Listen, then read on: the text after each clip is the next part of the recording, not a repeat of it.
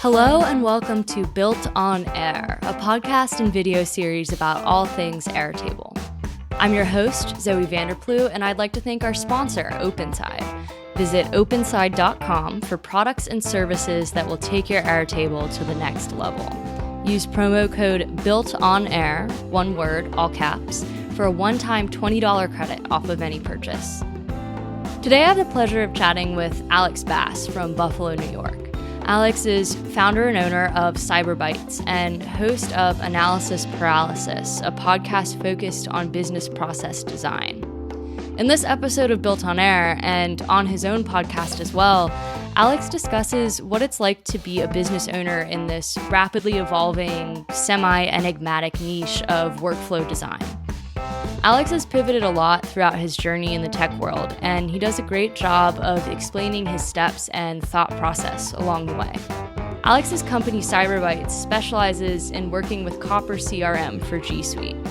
They often augment Copper's functionality by building automations and integrating other software, which is where Airtable comes in. Alex describes how he often uses Airtable as a staging area to store and manipulate raw data as it flows from one app to the next. In his screen share demo, we take a look at a simplified example of an Airtable base he created for a client, which seamlessly cleans and formats responses from a website contact form before pushing them into Copper. Check out BuiltOnAir.com to sign up for our mailing list, where you can get weekly updates on new BuiltOnAir episodes and other fun Airtable things. Hey, Alex, thanks so much for talking with me today on BuiltOnAir. Welcome to the show. Yeah, absolutely. Thanks so much for having me. I've been speaking to Dan quite a while about Airtable, so I'm super excited to actually jump in and actually talk to other people that love Airtable as well. So I heard some of the podcast episodes that you've been on, and very clearly, you know everything Airtable, so I'm stoked to kind of talk through everything. Yeah, it's good to nerd out on something nerd-worthy like Airtable is. So tell us a little bit about yourself. You have your own podcast, which Dan has actually been on before, talking about Airtable. So just tell us a little bit about the podcast and any other cool tidbits you want to let us know. Yeah, so I started a business about 9.5 years ago. And at that time, we were just doing web development and online marketing. And I did that for about 4 years, making about $5,000 a year, kind of struggling and realizing that it's a difficult thing to start a business to actually find customers that will buy from you. So I was exclusively working in that small business space. Small businesses typically give you the ability to maybe try something and they'll pay you something. It's not great. So I was doing that for websites, and I kind of became an artisan in the space, and I fell in love with it. So I wanted to go and build $20,000, $30,000, $40,000 websites for small businesses who did not need $20,000, $30,000, $40,000 websites. They needed like a Squarespace thing up just to work to get some leads in there. So I had one good customer who was actually my stepdad's business, and I realized that I just could not scale this web development thing. So I started pivoting the business over to IT. And that's where I got really comfortable and familiar with the second wave of IT, which is a managed service provider, which is all about recurring revenue, which is at the core now, something that I'm super happy that I learned and went through that pivot. So it's more about you charge the customer upfront for the month to proactively manage all of their computers, whereas traditional IT is more so you are charging them hourly. When something breaks, you go in there and you fix it. So that's where I really forced this idea of recurring revenue into my mind. And I was in this space for a couple of years, met a lot of great people, but realized that IT is a rough business to be in because people get stressed out. Their server goes down, things stop working. They call you up, they yell at you, and it's stressful, right? So it's always like, well, what do we pay you for if exactly. This is broken, And it's the reverse. So it's the reverse of that too. When things are working, they say, "What are we paying you for?" Right.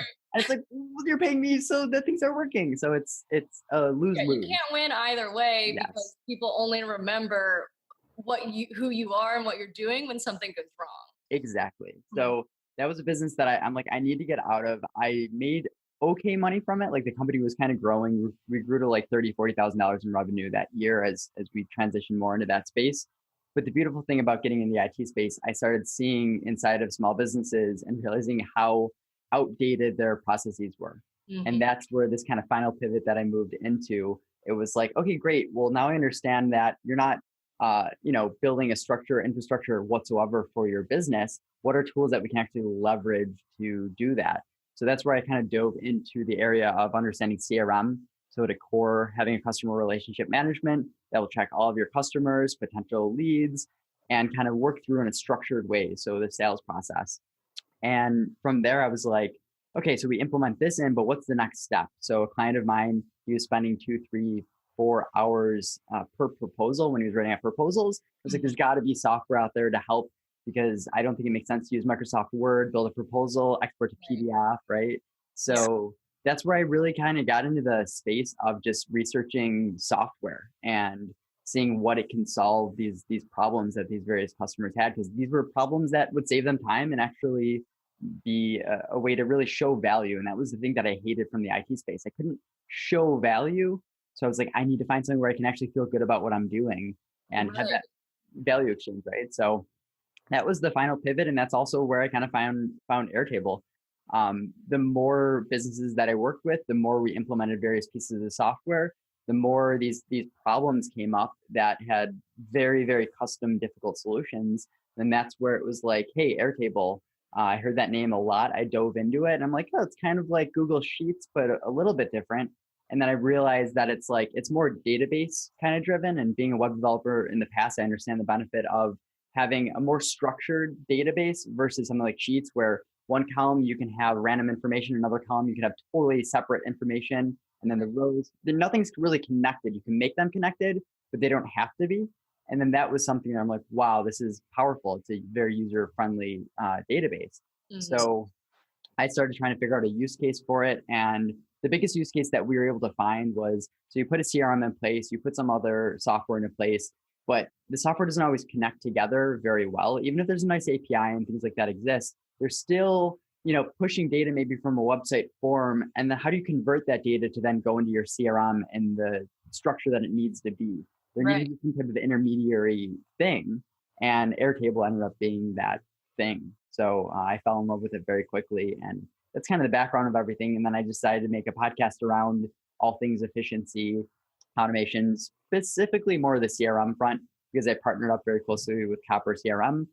So I talk about all things software and anything integration, automation, and CRM. So. Yeah, I think this sort of idea of, custom workflow design and systems building is something that, I mean, certainly it was happening for years, right? Like when, kind of anyone who's ever had a business has to develop some kind of system. But I think just really recently in the past 5 or 10 years is when it's really become sort of something that's much more accessible, right? And it allows you to kind of be more creative, instead of you having to be like, okay, well, we have Salesforce and this is the holy mecca, and this is the only thing that we have. It allows someone like you who seems to have a really great sort of intuition for how things should flow and piece together, just choose the right, tools for that particular situation. And so you mentioned, right, that sort of the basis for most of your, clients is Copper. And that's a Gmail-based CRM, right? It integrates right into your inbox. Yes. So how do you go about kind of choosing the right apps to supplement Copper in that client's tech stack based on whatever they tell you they need? Yeah, so I think some of it comes down to initially talking about figuring out what they're currently using. There's definitely scenarios where we'll talk through and maybe they're not using reply.io, which we're super comfortable with, and instead they're using PersistIQ or they're using some other type of solution. We don't necessarily want to go in there and say like, okay, we need to replace this with this and this with this and this with this. At the end of the day, most things will be okay as long as they have an API and they can integrate. But there's very specific areas of it's just where they're trying to do something very specific or they want something very specific in their sales process. So say, for example, they have a sales process where meeting scheduled, proposal sent, follow-up, and they want at the follow-up stage to send automated drip campaign emails going out. Well, so long as the tool that they have currently using has the ability for us to do it to the extent that they want it. So sometimes they want very custom things like when the customer replies, we want it to move them out of that follow-up stage into a negotiation or an engagement stage. because we don't want to keep sending automated emails when someone's clearly engaged with us. That's just kind of bad business practice. It feels kind of impersonal. So the question comes down to, well, does this tool that you're using have the ability to trigger when they reply to take them out of that? So I think the more we dive down and figure out their needs, their frustrations, the thing that they really see is the big picture, this will give us value. We just kind of dive in and see, well, does the software that you have currently allow us to do that? And if not, do we need to change the software itself? Or do we need to maybe implement something like Airtable as an intermediary that can do some of the heavy lifting to make it work? We very specifically have chosen to only work with companies that are using Copper and G Suite. So back when I was doing IT, I saw so many companies using Microsoft Exchange, Office 365, G Suite. It was such a mixture. And it was this very weird thing where IT people are so behind Microsoft, like they love everything Microsoft, and because they own that space, right? It's like it's everything. And I just felt like it was so limiting. Like they weren't embracing APIs and all this functionality and things that Google was doing. So I was like, I'm going to make the decision as a company and say, we're only working with companies that are using or looking to switch to Copper and G Suite. And it's been cool because I've been able to learn how to say no to people because we're just simply not the right fit. And then the companies that we say yes to, I feel very good about. We know everything about Copper, we know everything about G Suite, and I know if it's the right tool for the job. So it's one of those weird areas where, like, yes, sometimes you have people that are using Salesforce, and I'm like, we can help you. A CRM is a CRM is a CRM, but sometimes it's just about really focusing down into that niche and partnering up with that company, and really becoming an expert in a very specific piece of software. So for sure, especially because I think that gives you sort of this, basis to build off of. Whereas sometimes it is really hard, I think, to sell clients on new apps that they're not familiar with or that they haven't already vetted for themselves. Also because you realize you're like, well, hey, here's this app that can do XYZ. And they're like, oh, well, what about ABC? I didn't mention that stuff, but I want that too. And then you're like, back to the drawing board, like, never mind my previous suggestion. But with something sort of anchoring it like that, you can really get, instead of just being sort of a jack of all trades, you're, specializing in this one thing that you can go for. I mean, it's all about expectations at the end of the day. And if they're using something like Copper, they already have a general expectation of the software. And then that's where we can actually make the software do more than they're used to. Whereas when you're switching software, those expectations are kind of in the air and they think it does certain things that it probably doesn't. And then that's where things get messy. There have been times where I've implemented 3, 4, 5 different pieces of software all at once for a company. And I learned that is something you do not do. There's a massive cost of changing, and people hate change. So it just kind of blew up in my face. And ever since that happened about 4 years ago, I've learned, like, at most you put 2 pieces of software. Sometimes you could put 3 in if one's kind of in the background. So sometimes, like, Airtable's in the background for us and our customer doesn't even need to see it. So that's not such a big deal because we're using it to leverage it in a certain way. But you don't want to be changing a lot of software out, or the project's just going to fail because people, it's tough to train on new software, exactly what you're saying. Yeah. And I think it's also, like you said, everyone hates change. And it's like, okay, well, hey, in our old process, this software did this. Why can't the new software do this? And it's also because people don't just have to learn a new software. Sometimes you're changing, their actual workflow, right, to make it more efficient. So it's like, how do you describe to someone, especially someone who may have a harder time grasping change? Well, this new software can't do that anymore. And also we're not going to do that at all anymore. So, it can be really, you're right. It's like, you don't want to alienate your customer too much. So yeah, I think it's just sort of this idea of, kind of having this central theme. And then you're like, you know what, I know a lot of other apps, I'll build it, I'll build things up from there. And then, so when did you start the podcast, and like, was there a specific inspiration to start that, or had you been like ruminating it on it for a while? Yeah. So when I was kind of going through the business journey, just pivoting a lot, I was really interested in BlackBerry, believe it or not, about 4 or 5 years ago. And we decided to actually I had a buddy of mine, 2 buddies of mine actually, and we did a BlackBerry podcast. And we did that for 2.5 years. It was a weekly podcast. And I made sure I hit every single week. But the nice thing about it was there was always new news on a weekly basis. So something like to talk about. And we did it live. And we kind of grew to this point where we had like 40 or 50 active listeners as we're like live streaming it. And then we get like 1,000 or 2,000 downloads per episode. And we actually kind of grew this nice little community and Patreon, and people were donating and things like that. The issue with it though is it got to a point where BlackBerry was going through some hard times. I just wasn't passionate about BlackBerry anymore. Like I kind of fell out of love with them. Right. And then I'm like, it's really tough to do a podcast when you don't love the subject that you're talking about. Yeah. So I stopped that for about a year. And just one day I just looked back on the log of the 160 episodes that we recorded, and I'm like, I'm so proud that we did this, and I'm so upset that like I don't want another year to go by and not have more like something there that I could point to that like I've been working toward.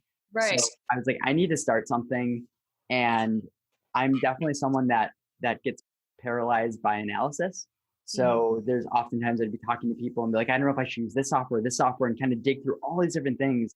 I was talking to one of my podcast friends, and I had mentioned, I was like, my middle name is, Paralysis by Analysis. And she's like, that's a great podcast name. And I was like, oh, shoot. Yeah, I should do that actually. So I kind of dove into it. The main goal, I think, in a certain way of starting it was I wanted some type of platform I learned in business, everything's about relationship, being able to meet people. And having a podcast is a great way to kind of connect with people, exactly like what we're doing right now. And then it's also this cool tool where like my goal very early on in the podcast was like, I want to grow to a place where I feel confident going to the CEO of Copper, who's one of our major partners, and say, hey, will you join me on a podcast? Because I want to get to know him. I want to have like an introduction. And I know you film a podcast with someone, and there's definitely a level of, I guess, relationship that builds over just sending an email exchange. Right. So my goal is all about just helping build the partnerships that I have, help build relationships with people. And I actually, at my 1 year mark is when I recorded the episode with John Lee, the CEO of Copper, and it was just awesome. And I just felt like good. Yeah. So like I hit the thing that I was trying to do, and now it's just like a cool little platform outlet that I have. And it's definitely a little bit of a hobby of mine as well. So I'm not driven if like, will business come from this or anything like that. I think it's just a nice medium for me to even like do a speaking engagement. I could record it and have an outlet to push it out. So now I get like more out of speaking and things like that. So yeah, and I think it's also with relationship building, I mean, flattery still does get you pretty far, but saying, hey, I really like what you do, you're worth. I hope like I'm worth an hour of your time, just like I really think you're worth my time to talk, is sort of like a really kind of nice, sincere way of doing that, while also creating something that's, valuable for other people. And also like, I totally do understand where you're like, I'm paralyzed by choice. Like, I don't know, there's all of these apps like, and you're being looked at by the client as an expert, and you're like, well, really? I mean, like, there's no like one solution.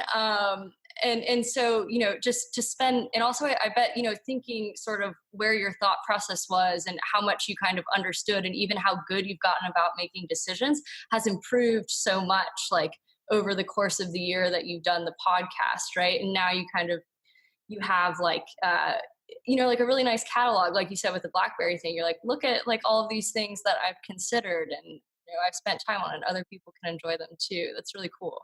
Yeah, no, it's funny. Like this being a space to be an expert in it's so tough because, like we mentioned, there's so much software. Yeah. And software, like in order for everyone to be competitive, like Airtable needs to be grinding and building new stuff and changing. That's just one piece of software that we use in part of the process. Right. So I think that's another reason why we focus kind of more on a stack. And there's a lot of companies that will just build the best tool for the job. But the issue is like you fall so far behind on all these different pieces of software. And then even having like one customer come to us where we understand the Copper, the Airtable, all these different facets, but they're using PayPal instead of QuickBooks Online. It's like, well, we haven't used PayPal's native API yet. And you almost feel like, am I even an expert? Because like, I don't even know PayPal's API. Like, shouldn't I know this by now? And it's just, it messes with you. It's almost... Right.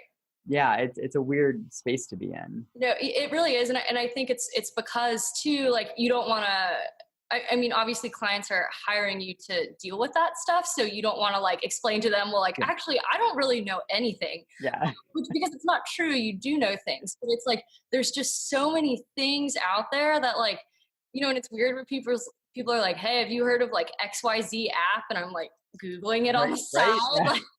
Yeah. Like, I'm like, I mean, there's new apps coming out all the time. It's really hard to like education. I think self-education is a huge part of this, like, and it's like, what do you even call this like weird space? Like, do you have like a great tagline that you use? Like when people are like, hey, Alex, what do you do? No.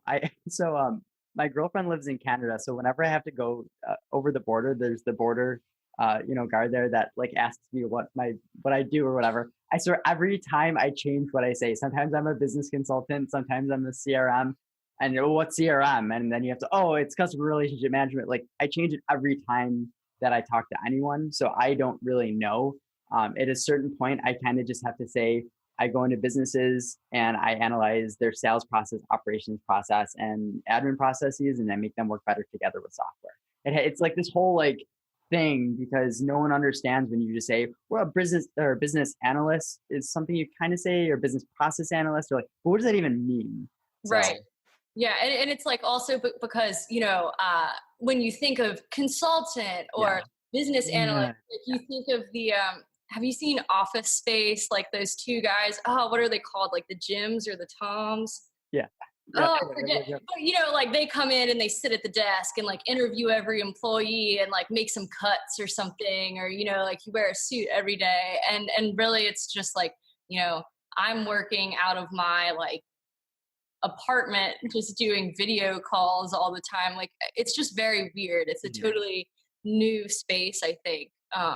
And also I think the consultant term has in some sense like a negative connotation because anyone could call themselves a business consultant. Right. And I think a lot of people, as they exit their career, they move into business consulting in some way. And most of that comes from like, well, I have relationships with people and that's where my clients come from. Whereas if you're younger and you're like, I'm a business consultant, I mean, that's a big part of what we do. That's that's if you're in the space, that's something that you do. You talk to a business, you understand what their needs are, and you consult with them on different software, different ways to solve their needs. Like you really are just doing general business consulting sometimes. And it feels dirty to say that I'm a business consultant because it also has a negative connotation to it. And so it's just weird. I don't know. Yeah, right. So every year, right, or every time you go to Canada, that's just your like look in the mirror moment. Yeah, it really is. Yes. What is my job title today? Yes. I love that. That's so good. Yeah, the other day I was some like my internet was messed up and some, like cable guy came to fix it. And he's like, what do you get to do like that? You just hang out at home all day. And I'm like, oh, well, I'm a, systems and workflow designer for small businesses. And he's like, oh, it's just like people can't relate to, I think they're expecting to hear something like, oh, I'm a web developer. Oh, I know what that is. But it's not. And it's like, I'm going to pretend that I know what that is. And, it's tough. I think eventually it'll be more clear. The funny thing too is I almost feel like the IT space is diverging into this because a lot of IT in the past was like internal infrastructure, internal software, and you'd have servers and things like that going. And a lot of it was about integration. So this is just that, but like in the cloud. So it's almost like I think the next wave of IT, MSP, things like that are going to be more managing companies' software as a service because there's so much of it. And there's a lot going on. How do we make sure that we kind of tie it back in and we use less software and we integrate it better together? So I almost feel like there's a natural wave of even just the IT space is going this way. Yeah, it's definitely like, it seems like this sort of period of time is something that in 5 years it will become a lot more clear. And I think, with Airtable too, I remember when I first discovered it, I was working at like a, 9 to 5 type job. And it was for like a small mid-sized company, maybe about 15 people. And, we were like, hey, well, let's try this thing, like this cool app. But that was maybe in 2016 or something. So like, even then Airtable, as an example of one of these apps, it was like, one of those things where you're like, this is cool, but is it going to be here in a year, or is it going to be something that just kind of gets gobbled up by like a Microsoft or, Google or some bigger thing and eventually just gets shut down? Or, is it going to kind of stop being updated? And then the exact opposite happened. They got a ton of funding. They blew up. Like every, new features are coming out all the time. So it's actually really cool to like, like take a gamble, I guess. Yeah, you like, pick the right software. Yeah. And also, so I noticed in your kind of CyberBytes website, when you're talking about some of your case studies, you guys have been using Coda for some people stuff, which is, I mean, I guess this is a little bit of a tangent. It isn't Airtable related, but Coda, it's sort of, I would say, Google's response to maybe like Notion or something like that. Like it's a little bit sort of a note-taking space, right? In a space like a wiki sort of, but that's a pretty new app, right? So what made you guys decide to kind of, choose that as one of your, maybe preferred apps in your stack? So that's one of the weird things, because there's so much like overlap among some of these different solutions, and Coda has a few different purposes. I think it was started by like an ex-Googler or something. They're not connected to Google, but they use Google as the platform. Like that's the core. So you can even be within Google Drive and you can literally create Coda Doc, and it feels like it. So the main thing that it's trying to be is the competitor to Google Docs and Sheets, and it's more of like an all-in-one solution for that. And there's a little bit of overlap of what Airtable can do too, because you can create a table and the table is database kind of structured, and you can do a lot of referencing of tables between other tables and things like that. I found the best use case for it more for kind of client communication and documentation. So whenever I start off a new project with a client, I will create a shared Coda doc, and you could have little tabs on the left-hand side and drop down folders. So versus having like one folder and then a bunch of like Google Docs inside of it that you're going in and jumping between stuff. It's more, you just create one document, it's shared, you can tag them, you can, build a table of stuff that needs to be done and then reference the client and things like that. So I really found this good use case for it, specifically in that area of the documentation. And it's, yes, in a way it could be comparable to Notion, but I feel like Notion and Slate and some of these other tools are more structured for internal purposes. It would be a little bit weird almost to actually use it externally, whereas Coda, I almost exclusively use it as an external communication. Right, especially since all of your clients are on G Suite already. So and the one thing I do like about Coda, as especially like an alternative to Google Docs, right, is that Google Docs, I mean, it's essentially like a word processor. So, I have to spend time like formatting it and making it look nice. Whereas Coda, it's a little bit more like markdown style, stripped down, which makes it look professional, even if you like don't have to put that much time into like making it look pretty. You can't make the font Comic Sans, therefore it's up too bad. I'm okay with giving up that freedom. Yeah, right. So you have an Airtable example to show us and walk us through today. But sort of, based on what you've mentioned sort of as using Airtable as this like intermediary black box, I'm really curious to get a little bit more context about like the specific example and how is this something that you created for a client? Yeah. Okay. So essentially what this context of what had happened here was a client reached out to us and they had a Zapier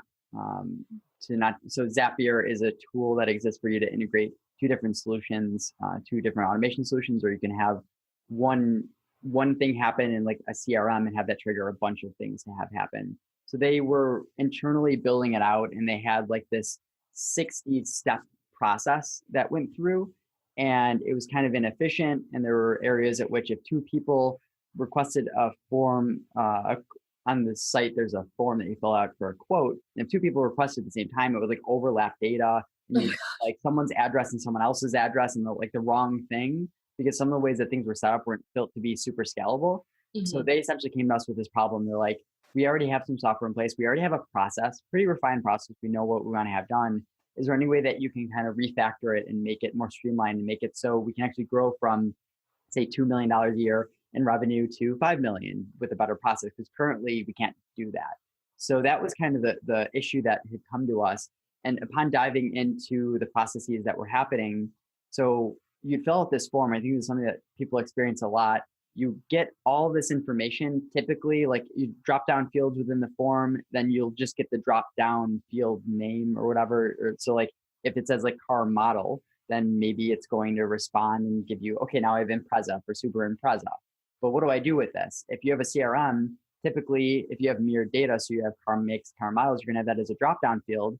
And in a lot of CRMs, you can't just throw Impreza in there and it won't just find it. It actually wants the ID, the unique ID that the CRM identifies as that field. So a big issue that they were running into, and they were running a bunch of steps to say, okay, we just received this this name. How do we convert it now to the proper value? And they did that like 30 times in the process.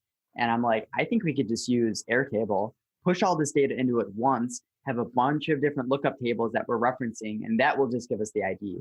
So essentially we just have this data go in, then Airtable is just going to convert all that data, and then we'll just pull the data out and we can very simply put it into the CRM. So that was like the main core of it, where Airtable is great for that type of thing. And then we, of course, went a little bit deeper the more that we were working with them and understanding. They're like, well, we have territory owners in various different areas. So how about if the zip code is, this zip code, how do we make it actually assigned to a specific territory owner and then have all the processes following it be that specific territory owner? So there are a bunch of like difficulties that kind of came up. But at the end of the day, we found Airtable as this nice solution for all of these things. And then actually there's some pretty cool things that we explored with this specific client. And actually there are new things that we tried that worked really well. So excited to kind of show it off. Cool. Yeah. I think that's like, to sum it up, it's like computers are stupid. Yeah. We need to like give it a map, which, yeah, I've run into that ID thing before. We were like, okay, well, the client says they want to, have this event in February, and then February is stored in this app is like 33179. Yes. Okay. Airtable it is. So why don't you go ahead and just take a second, get set up, share your screen, and give us a little tour. Yeah. So let me know if you can see the screen. We can. Okay, perfect. So everything that's kind of going on here. So just envision a website form that would, upon putting information in it, simply put all of the data into here. So you'd start off the invoice number. The way that we actually calculated this is the unique opportunity ID that was created within the systems of Copper. So the process that happened was initially, upon the form submission, we would then go to Copper and generate an opportunity, and then we would take that unique opportunity ID and then paste it here. So now we have this very cool standardization across all the platforms, because the invoice number that they're using internally is now the unique Copper opportunity ID. So at any point in time in the future, if we need to do some type of automation, as long as we know the invoice number, we can literally just do an API request to that specific record and modify it. So before they were using like number 1 invoice, 2, 3, 4, and it's just counting up. And it's like we can actually make it be something that's a little bit more structured and give more purpose in the future. Right. So post all this information, nothing crazy. There's little areas where we'll take like first name, last name, and then we'll create like a function of the first and last name, just so that doesn't need to be kind of broken out a little bit weird. I know sometimes forms will have a first name field, a last name field, and other times they'll have a conjoined field. This is just a nice way to kind of structure the data in a way that you want them to be structured. So just run through and just puts all the basic information. Here's the important area though. So like as you add the model, so for example, let's take the car model and say that they added the car model of Impreza like I was giving. What it's actually doing is you can look at the car model up here, which is a very simple list of saying, Impreza, and that's equal to the Copper ID of that. And then this is where it's kind of tied to. So now, after all of this information is pushed in, we can actually view the Copper ID field. And now all of these fields that had these names are now random values. And then this could very simply just be pushed over to Copper directly, and everything kind of gets filled in. So we took it a step further too, where they would also sometimes submit photos. They actually had to submit photos of what their house looked like, their garage, and things like that. So we created like a photos upload that pulled the specific form submission request. And then we have like a field here, for their house. Obviously that's not someone's house that they're doing work for. Gorgeous. A garage. This is almost like a mock garage. But essentially, then we have all of these files within here as well. So it's this very nice way where you can actually be within a form submission. You could jump to the photo upload and see all the photos. And we just want to keep them a little bit separate because this was kind of less important for them to see all the images. But at the end of the day, all this stuff is then being pushed over to Google Drive and stored. So the trigger of creating a new, I guess, like row here would actually trigger the creation of a Google Drive folder for a specific customer, and then it would take all the image attachments and move them there. So really what they're doing is they're just using Google Drive and they're using Copper to do their day-to-day. This is just running in the background to kind of be this intermediary database that stores data that they could jump into and analyze it and take a look at it and manipulate it. But really, it's just kind of on the background and they shouldn't need to really touch it much. The territory owner lookup that was kind of fun that we were dealing with is, okay, so what happens? We actually did a lookup within Airtable and you can do it through a range. So we made the minimum range is the postal code here and then maximum is here. So essentially if someone put in the postal code 521436, then it would grab here. It would say, oh, the territory is Buffalo because it's within this range. It will now make the territory owner as Alex. And then all the information kind of going to the side here. So now we have like a unique phone number and all this information tied to the territory owner that we then use later for like sending out an email. So after someone fills out the form, all the stuff starts triggering and going off. And then at the end, they get an email from their territory owner. And that's all automated because we could simply say, well, your territory owner is Alex, and we'll send an email from their email account now because we know all this information. So that's kind of the main area. And then here's where you can just kind of keep record of all this information and then what territories they run. So you could just very simply jump through and say, oh no, now he's managing Boston.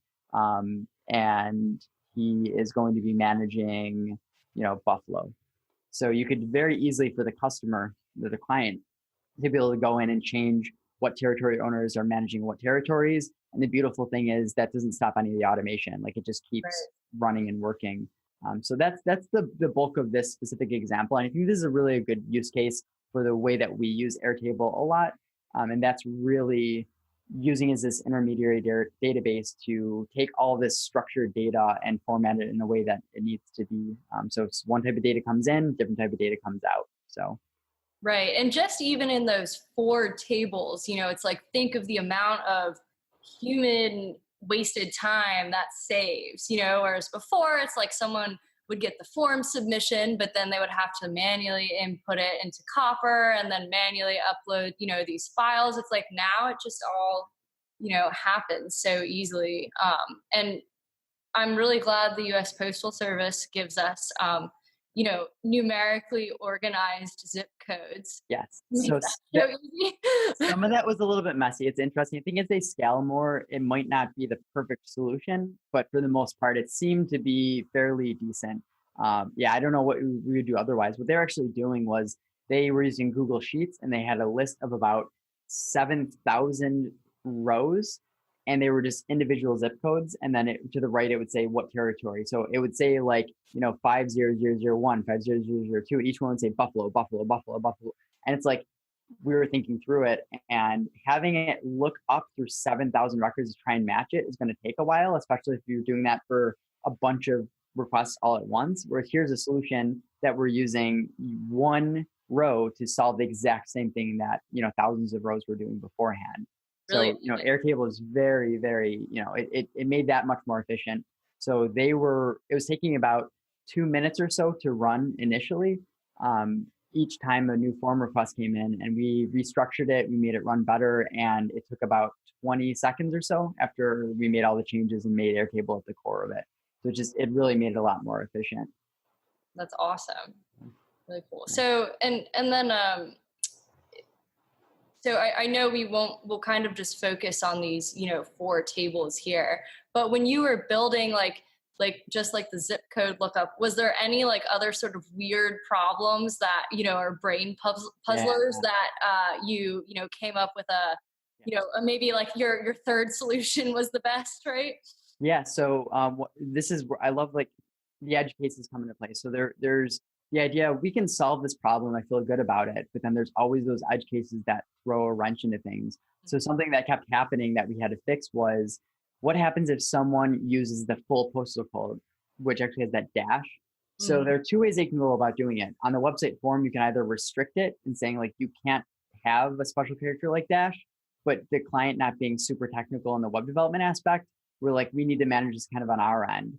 And so what we had to do was, upon the information coming in, we also had to run some custom code to just say, ignore everything after a dash. Like if a dash exists, erase the dash and everything after it, because we only need the first, 5 characters.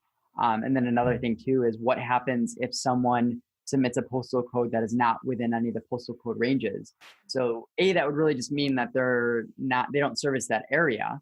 But what we had to do was we had to create a new row, and then we had it at the end of the automation, it would send like a different type of email, but it would create it as like a draft. It wouldn't send it out yet, because this would allow the company to handle it how they wanted to handle it. Maybe they wanted to say, I'm sorry, we don't service this area, I could recommend you to this person. Or maybe they'll say, we're actually going to move to that area in a couple of weeks. And so it gave the control back to the client. And so it stopped the automation from happening, because it's like, well, we don't know what to do with this because this isn't actually within the keys that we have set. So those were two big things that came into play specifically with the postal code kind of lookup area. Yeah, and that is a good point. It's like, there is sort of so much emphasis on, using Zapier to automate everything. But sometimes you do want that human touch, or that kind of opportunity for human judgment. So yeah, that's a really cool way that you kind of just built that in. Yeah. Well, go ahead. Yeah, to that point, actually, I think it's an interesting thing that I brought up recently. I was getting a lot of like sales requests into my site, and I would always go through and have to create the template and like send out this message to someone, whether typically they weren't a good fit because they were reaching out and they didn't use copper or some type of thing. And I realized that I just kept typing the same thing up over and over and over and over. And then great, I created a template for it. But then on mobile, it was still a pain to select the template and dealing with all this stuff. So what I did was I created an automation that just created a draft email. So every single new like sales request that comes in, I already have a pre-built email in draft form that I got to click send to. And this kind of the sad part is it's actually a decline email, because more often we're getting stuff that isn't a good fit versus that. But it's like, hey, typically we work with companies that are doing 1.5 million a year in revenue or more. Just kind of set some expectations in that email. And that's one of the things that are super important, that it's like, you don't always want to have it so a form request comes in and you automatically respond to them. Automation is great for that, but it's like someone can tell that the email is not built for them. So I have like this little area that's like, add context around what the actual request is about. Like replace this with that. Right. And it's very, custom to the actual needs. So you can leverage automation while also making it personal at the same time. Yeah, cool. That's really clever. And I did have one other thing I was going to ask you about this, but I totally forgot. Oh, I'm sorry. No, it's okay. Maybe it'll pop back into my head. But yeah, I really love this kind of just really kind of clever, custom lookup table essentially you built. Oh, and this is what I was going to say. The other thing that I love about this is that all of the form submissions go in here. So like you said, you can also run analysis easily through Airtable if you want, if it is some kind of thing that's not easy to get through Copper or another app that they're using. Oh, there's additional benefits too. So we're using this similarly for a couple other clients too. One of the forms, it's like a 5-hour form that needs to be filled out. It's for a company that they do like a startup pitch competition like Shark Tank, but it's kind of local to the Buffalo area. And they have thousands of applicants spending about 5 hours filling out a form. And we regularly have the data send to Airtable to kind of sit.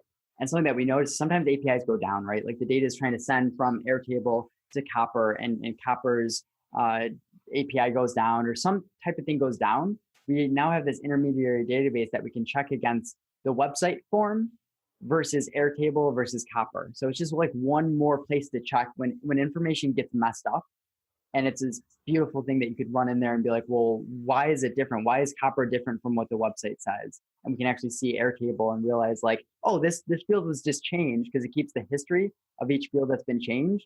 And that's saved us so many times, being able to have that historical record through Airtable. So I honestly recommend having Airtable as this intermediary database, even just for very simple form requests sending from sites. Right. Yeah. It's a great kind of staging area. Yeah. And I guess it's like, sort of also showing your kind of like IT background. This is like the cloud-based version, right? Of like server redundancy. Yeah. Yes. Yeah. Yep. Cool. I love that. Well, thank you so much for kind of showing us this and walking through it. I feel like managing inquiries from web forms is like one of the like most important parts of some businesses, and also like the bane of their existence. Yes, most definitely. It's cool to see this solution. And where can people find you if they want to reach out to you or look at more of your work? Yeah, so you can shoot me an email directly at abast@aparalysis.com, or I'm on Twitter and Instagram, all that fun stuff at Alex H. Bass. I just don't use social media too often. The best way to get to me is probably just direct email. You can just search for my company, CyberBytes Inc. Feel free to shoot a message. I love to talk about this stuff, so feel free to connect in the relationship aspect, or if you actually have a business need, I'm more than happy to talk to you some things as well. Cool. Well, thank you so much for your time, Alex. It was great learning a little bit more about your journey and CyberBytes and Analysis Paralysis. Great podcast name, by the way. I agree with your friend. You guys too. Like, it's the perfect fit for. Oh, when he brought that up to me, I was like, that is the perfect. Oh, I know. Isn't that? It's such a great name. It really. Yeah, there is like a lot in a name. There is. Yeah. Especially for podcasts, I think, because a lot of it's just like the so-and-so show or something. And I'm like, I don't know what this is about. So I'm gonna maybe not listen. It's definitely, and it's interesting that I was listening to a podcast episode where they're talking about how it's tough to be found. The discovery is a big difficulty. Mm-hmm. That if you can, instead of saying like Johnny Jim's real estate advice, like if you focus like Buffalo real estate, like if Buffalo real estate podcast, so someone can actually search for that. The downside is now it's too focused. Right. So it's that beautiful balance between the two. But it's tough to find content. Right. But especially now it's like what is the crazy stat on podcasts? There's like millions of them, right? Or something crazy like that. And then, but it is, now there's so much content out there that you really can get super specific and still reach, a community that's really interested in what you do. And Airtable, right? I kind of thought of it when I started as like a very sort of niche thing, but especially after doing this podcast, and just realizing how many people just use it for everything, and like how it has this weird, like, people just are really attracted to it in this weird way. And I always thought, I was like, oh, like I like apps, I'm kind of nerdy. But there is something definitely about it that's like a legitimate pull. So just connecting with like really niche communities is like a really, cool thing that is just starting to be possible now. Again, like we were talking about kind of in this space. So I would implore anyone listening who currently uses Excel or Google Sheets. There's some people that are insane at it, right? They're very, very good with it. But go check out Airtable and actually play around with it. I know it's going to be a little bit different and weird at first, but the things that you can do you're really building a web app, even though like just from having your knowledge of Google Sheets and everything. So it's so powerful. It really is. Yeah. Well, and we'll link in your show notes to Analysis Paralysis, so everyone can check out your discussions and investigations, semi-related, I guess, to our world. And thank you so much for being on the show, Alex. I had a great time, and I hope you have a wonderful rest of your day. Yeah, you as well. Thanks so much. I appreciate the invite. So definitely we'll keep in touch. For sure.